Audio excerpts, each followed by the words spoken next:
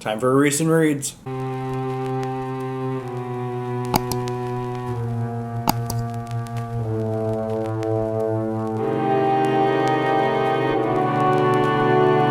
Alright guys, welcome back to my channel. I'm Zach with Zacks Books, and today I've got a Stephen King recent reads for you.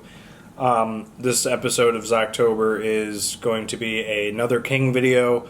I've got a plethora of them coming up in the last couple of... I guess it's only like a week left now. We are filming this super late in the night, so just bear with me. I'm a little tired. Just got back from bowling, so... we're going to talk about the 3 Stephen King books I decided to read in the month of October as rereads. I do have a 4th book that's in the works that is going to be a new read I'm going to have. I might get to it by the end of the month. I don't know. But that's The Dark Half. I'm planning to read that next. But not sure if it's going to get done by the end of the month. We'll have these 3 books linked down below. If you don't know what they are, obviously I'm going to keep them a secret until I reveal which ones they are. Yeah, don't forget to like, comment, subscribe, and let's get into the books. Alright, so the first book up that I reread this month is Carrie. So this was the buddy read I had with Danielle. She read it, gave it 4 stars. I read it for a second time, gave it 4 stars. For me, so the first time I read it, it just kind of... Okay, honestly, the first time I read it literally right after I finished The Stand, and mindset was not, like, fully there with it, and so I knew I was going to reread this one eventually. I'm probably going to reread all of them at some point again. Danielle and I did a podcast episode about this past week, so check that out. Down below, of course. But yeah, so this book, second time around... fully dedicated to it. Still ended up being a 4-star book. It just didn't really jump out at me like some of his other ones, like the other 2 that are in here, because these other 2 are 5 stars. And this, it felt like a good starting point, and I felt Danielle kind of felt somewhat of the same way when she read it. It's a good place to start with King. It's his first published novel. It's about this girl who's got telepathic powers, and she gets bullied at school a lot, and it's a good starting point for him. I will say, Danielle and I did mention this in the podcast, and we kind of agree with each other. The first part of the book, not really spectacular, not really terrible, kind of meh. But the second half with the prom night, that's when it really picks up, just being honest. It's still a good book. I still really enjoyed the story. It just didn't pop out like the other ones did. So, yeah, this was the first one I reread. Sticks at 4 stars. More than likely not a top 10 still. Might be a top 20. Yeah, that's a video I'm going to be doing soon, is a re-ranking of the top 10, because it got jumbled up. But yeah, first book I reread this month is Carrie. Which leads me into the second book I reread, which is the main culprit for my top 10 being shuffled. And that is Misery. This book, the first time I read it, I don't know what was going through my head. I really can't even explain it. The second go-around, this is a phenomenal book.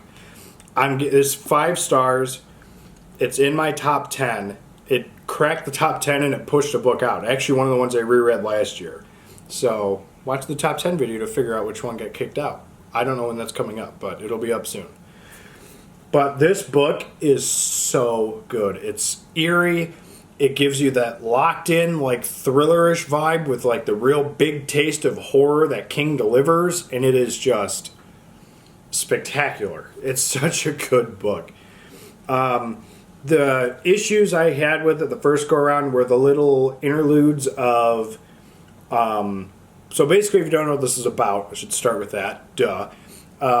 Paul Sheldon is an author. He gets in a car... He doesn't get in a car. He gets in an accident in the middle of winter, and his #1 fan, Annie Wilkes, takes him in and basically nurses him back to okay health. But she's kind of deranged. She's his number one fan, but she's like psychotic. She's really like out there. And the movie, I just did the movie one, I think was just yesterday or today while we're filming this.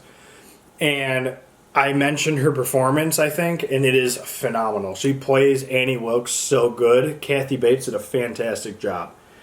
The book, the hobbling scene is just so graphic. It is just so much, and it's so good. I literally don't know what I didn't see in this book the first go around, and I'm honestly surprised that it took a second read to put this in my top 10, because it is such a good book. Not much else to really say about it. It's just really good. I can't shut up about it. So, yeah, there you have Misery coming in my top 10 list, which is going to be coming out soon. I can't shut up about that because I'm excited for it, because I'm pumped. So, Misery. Okay, so the last book was one I had intentions of rereading last year.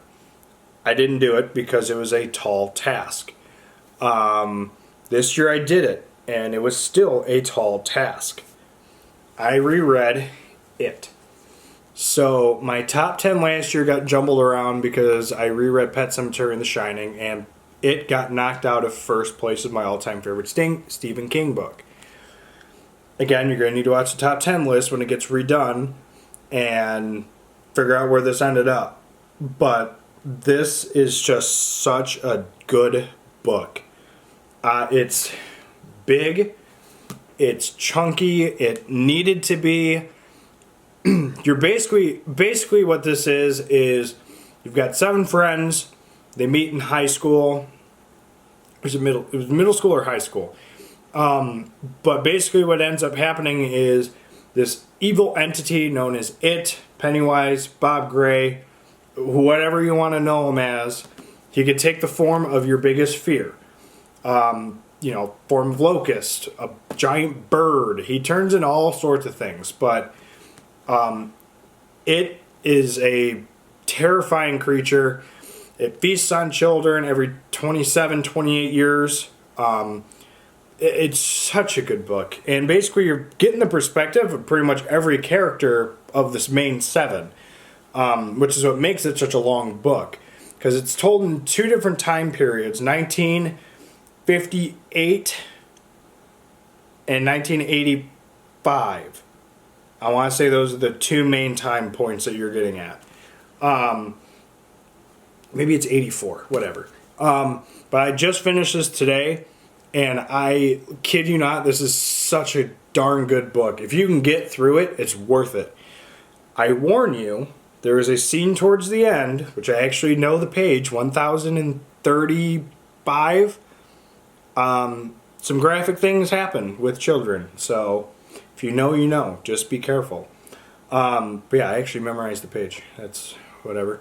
But yeah, just be wary about that. And I mean, there's tons of other weird stuff in this book too, but like just that one portion, it's like literally a chapter. But yes, still such a very good book.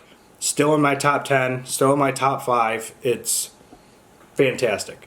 So there you have It.